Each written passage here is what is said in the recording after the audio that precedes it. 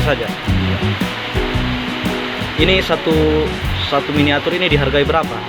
Dulu mungkin 10 tahun lalu dari 5 juta itu paling di bawah. Dari 7,5 juta, 10 juta. Paling atas itu dulu. Kalau boleh tahu sejak kapan Om ini mulai menekuni miniatur ini, kerajinan miniatur? Mungkin sudah ada 15 tahun. Iya. Ini dipasarkan kemana saja ini? Kalau masalah pemasaran tidak pernah saya pasti. Tapi Ya kalau jadi dia sering langsung ada tawaran dari ada orang.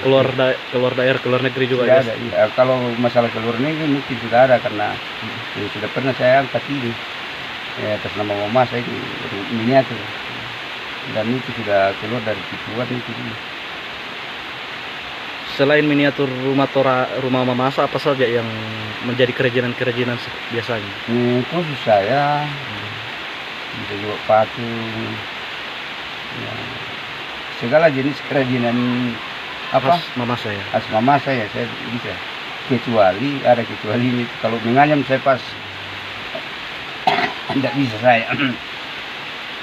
Ini alat-alat yang digunakan ini apa-apa saja ini? Pisau-pisau saja ini yang suruh bikin sama sama pandai besi.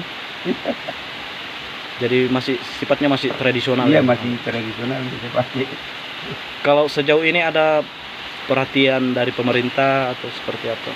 Ya artinya tidak disangkal karena sudah pernah satu kali studi banding di Bali itu baru itu.